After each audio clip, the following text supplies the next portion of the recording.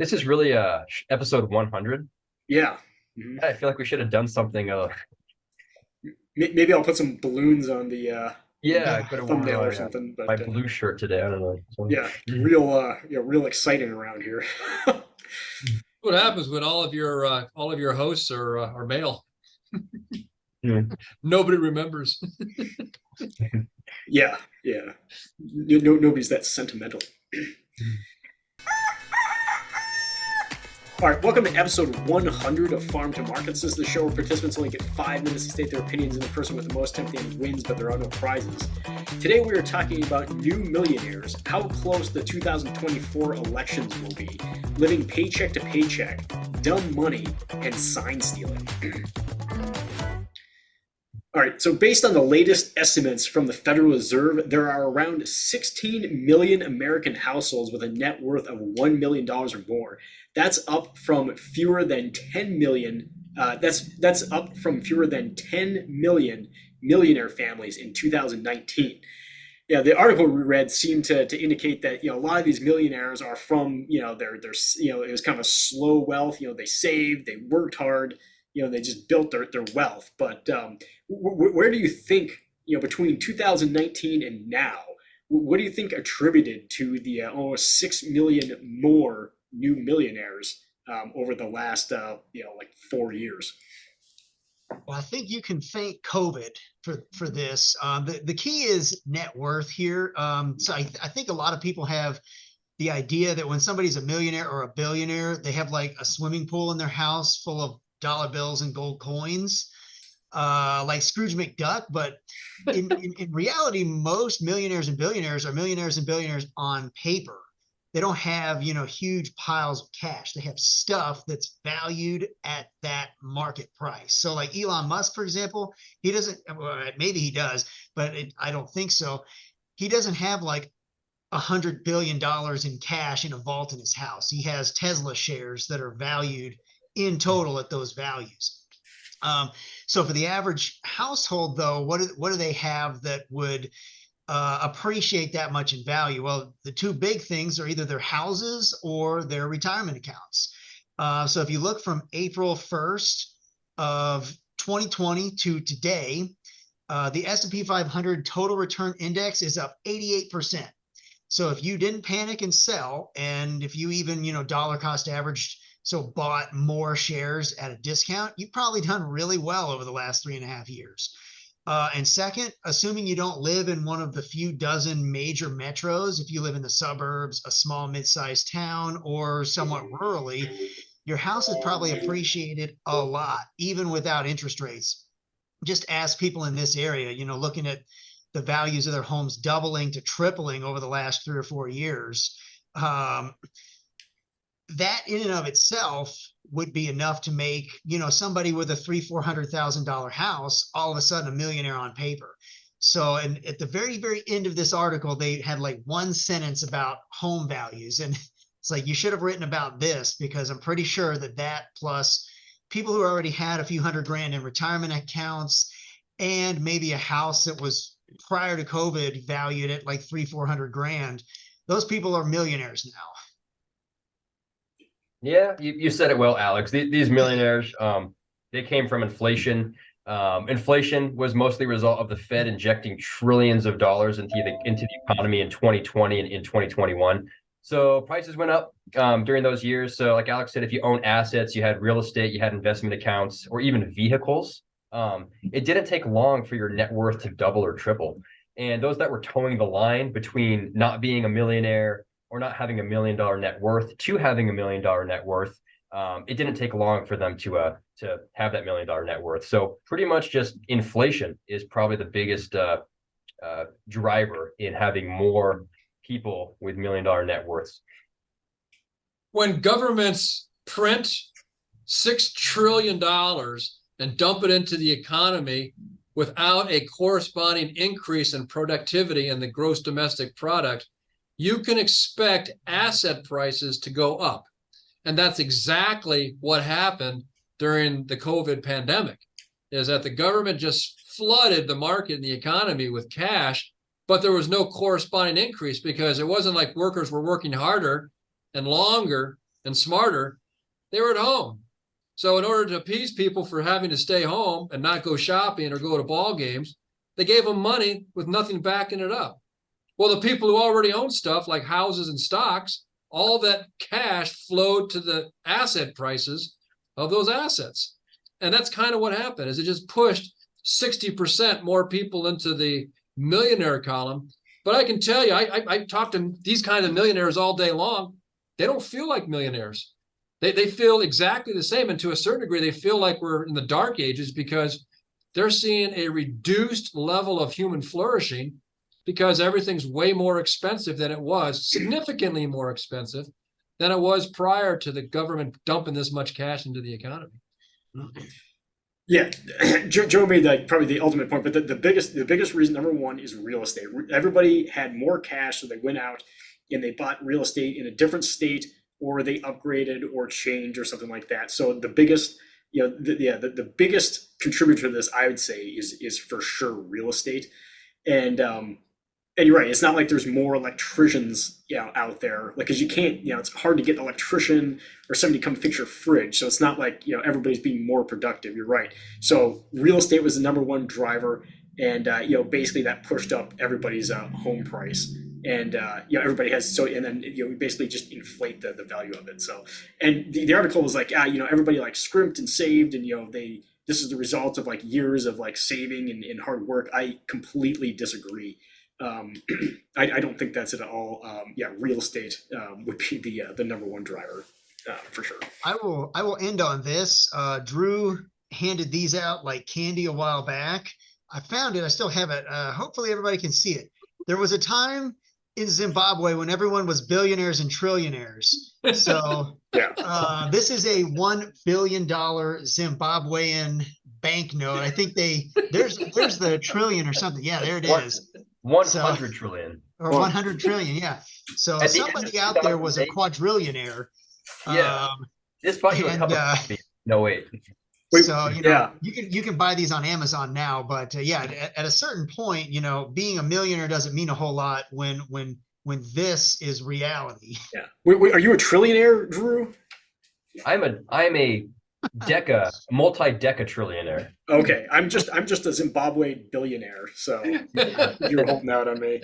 But to Joe's point, like $1 million is not what it used to be. Yeah, everybody's not Scrooge McDuck when you get to $1 million. There's actually been quite a few TikToks about that too. Like everybody's like, everybody's like, I'm a millionaire, so like, why am I not driving like Ferraris and living in mansions? Like, because you can't. Half of that is the value of your house, and the other is like your retirement savings. Yeah. All right.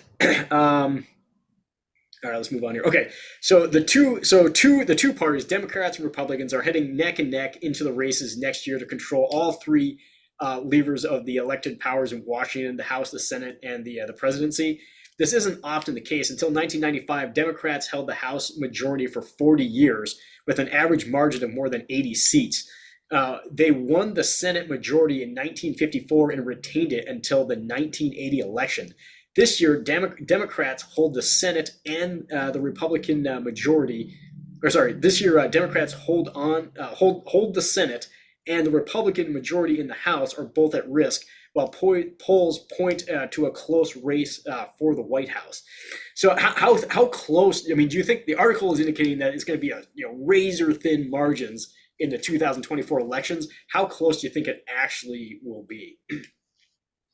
Well, as far as the White House, I think either Biden is going to win big or Trump's going to win big, and the reason is if you look at all the different polling questions that they ask, how does this candidate handle something like national security, the economy, the border, the situation in the Middle East? Trump basically wins in all the battleground states on virtually all of those issues, with the exception of one, and that is abortion. And in 2022, and now as of last night, 2023, abortion has won the races, a lot of these close races for Democrats. So I really think this is going to depend on how this race is framed. If the economy hasn't imploded, if the Middle East is not, a series of craters, if there's no war in East Asia, if nothing really has changed in Eastern Europe, and Democrats can effectively frame this race on, saving your right to, abortion rights, to abortion access, then I think they're going to win, and Republicans are going to have a real problem. If Republicans and Trump can make it about anything other than abortion, the numbers say they should win. So it's really going to depend on who can frame the debate, which direction. But I don't think so. Whoever wins that framing is going to win, and I don't think it's going to be that close. I think it's hard to say this far out. Right now, just looking at the data, looking at how many seats are up for grabs in Congress, and looking back on how polarized the recent presidential races have been, it looks like it's going to be pretty close. It's probably going to be pretty exciting. The media is going to have a field day on this. They're going to generate a lot of fodder to generate hype in this coming election year. But that's just where we're at right now. Just because there's open seats that can go on either side of the aisle, or because the poll data suggests that one presidential candidate is doing better than the other, a lot can still happen in the next year. Candidates, campaigns can make or break them. Voter turnout can be greater or less than anticipated. There could be unforeseen economic or geopolitical events that can very easily change the course of an election. Scandals.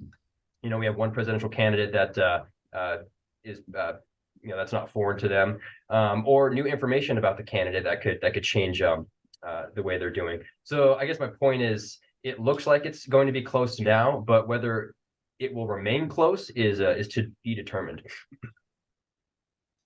I trust the prediction skills of pundits like I trust Truck Stop Sushi. These guys are wrong pretty much more often than they're correct. They may, if they say it's neck and neck, I'll bet it's going to be a blowout. Now, I don't know if it's going to be a blowout for Biden, or if it's going to be a blowout for Trump, because the election's a million years away right now. But I don't think it's going to be as close as people think it is. That there's a lot to mess up between now and then. I believe that there's this pressure where states desperately want to vote Republican, but the Republicans mess it up. I mean, they're notorious for grabbing failure out of the jaws of victory on almost every election. But it's almost like everybody wants to support these guys, and they just mess it up. So you're saying Dr. Oz was a bad candidate? Yes, exactly. Yeah. Exactly. That's a great example. But they're in the enviable position of not having much power right now. So they have no egg on their faces today. So if they can just not mess it up, don't sell pornography to school children, don't get caught in a big international drug, crime spree, they should be able to have a pretty good showing in 2024. I'd agree with that. I mean, there's a couple of factors that I think I agree with Joe for that. I was thinking, though, is that while I was reading this article, I was like, maybe it is, maybe it isn't. Kind of like Drew said, there's a bunch of factors that could come into play between now and election day in 2024. But I was thinking, though, is that things are a lot. People are a lot more like politically divided than when I was like a kid, and maybe just because I was a kid. But when like Bill Clinton was in office, and in like the first George Bush's office, people weren't that. It didn't seem like everybody was like as riled up or like hot on the collar as they are now when like the first Bush was in president. And so I was looking for some stuff, and I'm going to see if I can show you this without violating any HIPAA rules.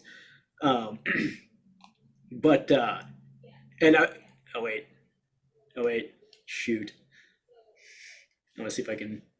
This isn't going as planned. Oh wait, can you see that? Yes. Can you see that chart on there?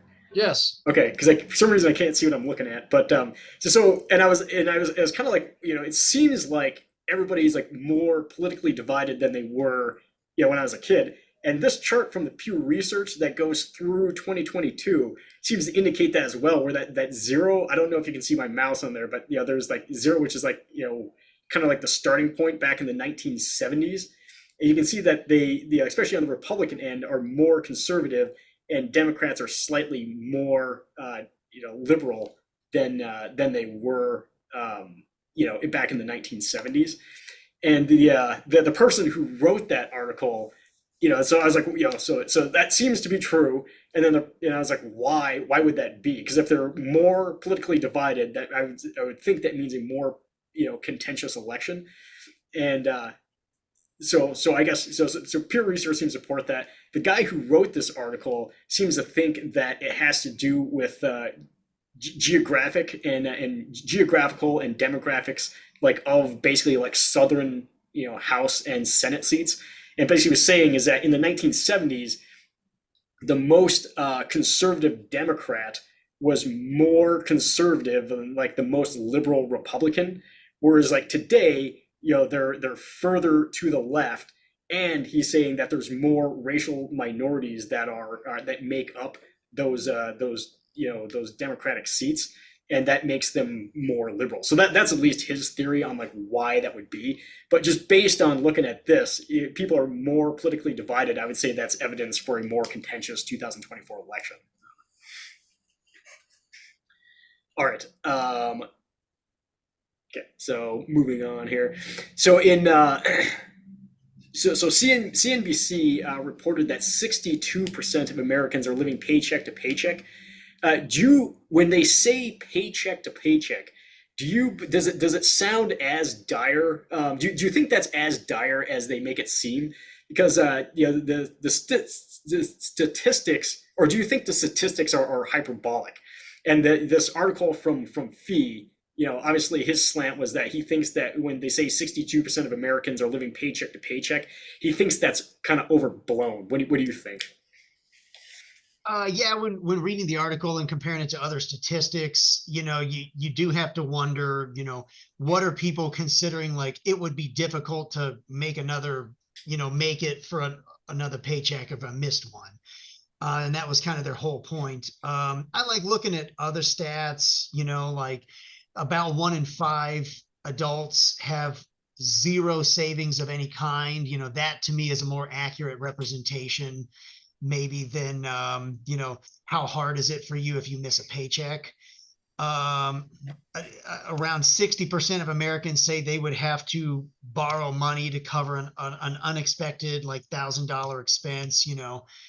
I think those are a little more useful than just asking somebody, hey, would it be tough if you missed a paycheck?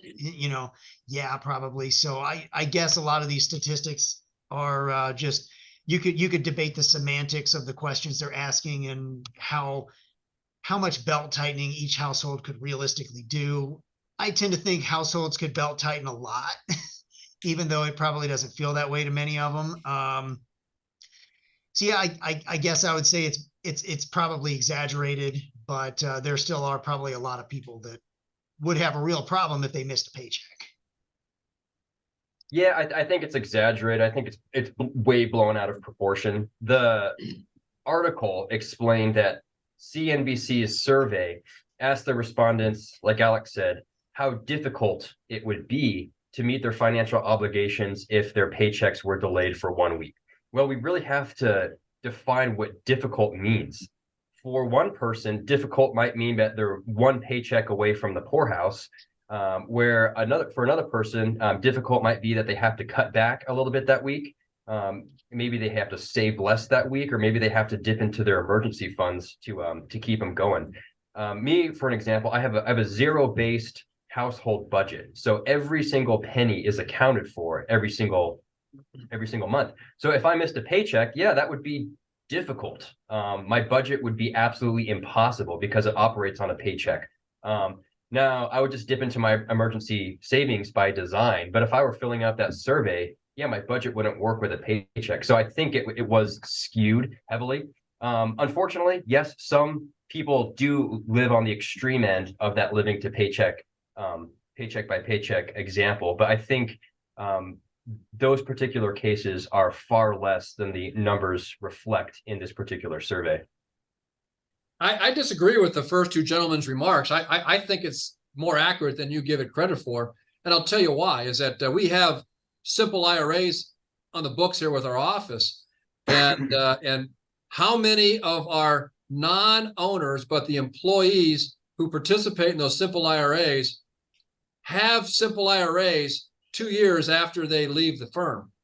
is that most of those people cash out those simple IRAs, and a lot of people cash out their simple IRAs and pay the 25% penalty plus the income tax penalty for taking the money out of their accounts. They don't do it because they want to, it's because they're living paycheck to paycheck. They don't have savings accounts. And I know lots of people who make six-figure incomes, but they don't have $10,000 in a savings account because they live paycheck to paycheck. So I think it's pretty accurate. I think with the student loans kicking in here in the next couple of months, I think we're going to see the soft underbelly of the economy when a lot of Gen Z and Gen Y kids who took out student loans have to start making student loan payments, and we're going to find they can't. The thing I would add to that is that the article made reference to people who make, like over $100,000 a year, and said that, if they miss a paycheck, it might be hard. And I would say, you seem to, make light of that, but I'd say if you live in like New York, $100,000 is not getting you very far. So if you miss a paycheck living in New York City, that's a bummer, because most of your income is going to rent. So it's when they say 62%, I mean, this is the thing with statistics though, is that you got to take all of it with a grain of salt, because we don't. I mean, they probably linked the study somewhere, and I guess you could go read it. Most people will not. But the idea was to draw the conclusion that a lot of people are having a hard time. But you kind of have to drill into that. What does it mean when you miss a paycheck? Like how hard is it going to be, and like who's missing the paycheck? And there's a lot of details. So he basically, every time I read a statistic like that, this guy basically said out loud what kind of runs through my head. But yeah, I think there's some truth to it. But I think there's also some people in there where, if you're answering like a multi-question survey, you're going to miss a lot of details that might be important to that. But, so it might be more accurate if they ask the question, do you have 3 to 6 months worth of living expenses in an emergency fund? Yeah. Because that really will reveal whether or not you could survive a body blow, financially or not.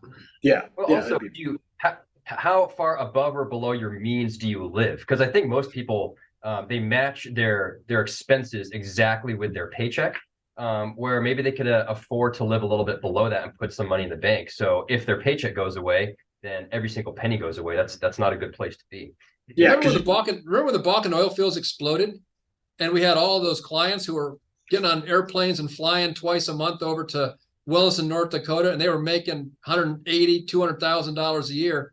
And we were telling them, sock a lot of that money away because this isn't going to last forever. How many of them are wealthy today? They're not. The money's all gone because they didn't listen.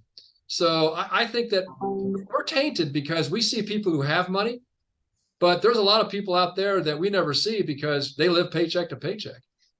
Yeah.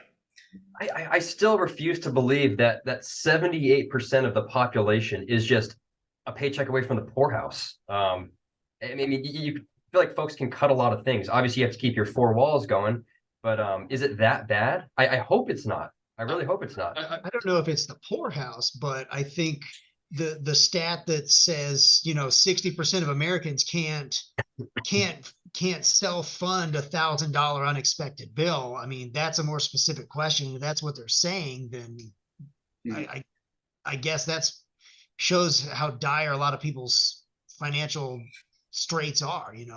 Yeah, I think the concern is though is that if you miss a paycheck, I don't have any savings, but is it because you're trying to make the payments on your 911 Porsche Carrera, or is it because you're trying to get medicine for your kid? I think that's where the survey leaves things to be determined. I think that's what this guy is concerned about. I think everybody's pretty much out of time too. Yeah, only Drew has time to answer the next one. I think I can do it. I'm going into this next question cold. I got I had a couple of meetings before we jumped on, so I can donate my minute and 11 seconds between you guys if you want to answer it. It means nothing anyways, so. It's true. I was like, are we still going or not? Yeah. We actually ditched the clock in the last two, so we only have 6. It does. The free Zoom ends in like 7 minutes, so we should get going. That actually means something. As long as everyone knows I won, then it's okay. Okay. Yeah, Drew wins episode 100. All right. Okay. All right. So the Wall Street has long. The Wall Street has long, berated like amateur investors as unsophisticated market participants, prone to buying high and selling low. But the typical individual investor's long-term mindset and propensity for taking risk has provided fruitful in the technology-driven market of the past decade, defying the dumb money character of how they define like the average retail investor. And they've actually outperformed. They basically did a study, looked at like Vanguard retail accounts, Fidelity retail accounts, and Schwab retail accounts, and found that the average retail investor who has actually, by looking at the stocks that they bought, they've actually outperformed the S&P 500, making people think that they're not as dumb as Wall Street claims the average retail is. Do you think what do you think? Do you think people are just like they're doing the research and picking stocks, or do you think what do you think kind of drives the fact that the average retail investor is beating the S&P 500? So I think there's always going to be some dumb money out there, but I think that there is a significantly larger number of relatively educated and sophisticated individual investors now than there were, 25 years ago. The amount of resources available to do your own research is so much better today than it was in the late 1990s. So I think just in general, the individual investors gotten smarter and more knowledgeable, but it also doesn't hurt that for the last 15 years, interest rates have done nothing but go down. And that makes it really easy for high debt, high growth companies to make a lot of money for people who are ready to jump on the hype train. So I think that's been a combination of those two things. I think Wall Street's pretty hard on the average Joe investor. The term dumb money, that's pretty harsh. There's a lot of smart investors that follow the rules. They dollar cost average, they invest systematically. So it's not like every non-Wall Street investment person is just taking flyers on, inverse ETFs or Bitcoin, something like that. There's a lot of smart people out there too. And I think a lot of the growth was from, tech, semiconductors, AI, things like that. That's what a lot of these retail investors were pouring their money into, and they were rewarded handsomely. So I don't think they're dumb. I just think they're investing in things that did particularly well. I don't think there's anything really earth-shattering here with this report. Is that back in the go-go 90s, we kind of experienced the same thing, is that the tech industry was doing extremely well, and people were buying the likes of Intel and eBay and Cisco Systems and Microsoft and those sorts of stocks. And they were doubling every 1 or 2 years for several years back to back. And it's kind of the same thing now. If anything, I'd say that the average investor is actually less astute than they were 30 years ago when I first came in the industry, because it seemed like a lot more people were buying individual stocks 3 decades ago than they are today. I think most people, when they buy investments, they tend to be buying Vanguard mutual funds or exchange traded funds. But the number of stock pickers that are out there, I'd be surprised if if there's more today than there were 3 decades ago. Oh, it's me. I would say that the average retail investor is the market, especially in a consumer-driven society. You buy what you like. So if you like your iPhone, you buy Apple. And for a long time, is that if people who work for like these large corporations, if you work for like Applied and stuff like that, you know what's going on. You know if your company is solid or not, and if you like it, you usually buy it. And so and then you hold a lot of the company that you know really well. And so I'm not at all surprised that you beat the S&P 500, because you know if your company's doing well or not, and if you like it, you buy it and it outperforms. So yeah, I'm not at all surprised that the average retail investor finds things that outperform the S&P 500. Yeah, but 50 years ago, when before my time, when people inherited stocks, they inherited AT&T, and AT&T was the Microsoft of the day. Mm. And then after a while, there's been some market disruption, which makes AT&T and Verizon stock not quite as lucrative as Apple and Microsoft. Apple and Microsoft just haven't had any disruptive competitors to come in and replace them yet. But those stocks could tank in a matter of months if we do get breakout technology. We just haven't seen it yet. Yeah. Okay, and so the last question real quick, but the Michigan college football team, the Wolverines, are embroiled in a sign stealing scandal. Details aside, what do you think of sign stealing in sports in general? I mean, do you think it's going to be illegal, or is that just part of the competitive nature of sports? And you got about a minute 30 left for the whole show. So, Well, in the specific case of NCAA football, it already is against the rules with Michigan. They're just now trying to figure out how to punish them. So I think it's kind of a moot point. It's already against the rules. I didn't even read this article. What is sign stealing? I thought it was like a bunch of guys like were being hooligans and like physically stole some signs on like private property. This is like This is not signals bad. on the field, right? It's like the when Use you, all of like- his time to explain it. yeah, it's like when you pat your head, and that means some sort of like defense, and then the other team like figures that out and then uses that against you. I don't know. Like sometimes like the sign stealing thing, but like I kind of get it's against the rules, but at some point like aren't sports supposed to be competitive? Like is it like bluffing in poker? Be like, hey, if the other team's like dumb enough like to not change their like I signals, bluff. yeah. Okay. Yeah, if I don't see why it's the thing. If anything, you should applaud them for being able to break the code of the other team. Right. But figuring out their signals and then making your plays to counter it seems like intelligence, not something we should try to prevent. All right. Yeah, that's it. So that's it for episode 100. I have no idea how much time we have left. But That that's was the it for most unorganized episode yet. It just gets worse as we go on. 100 episodes, we're like worse than the first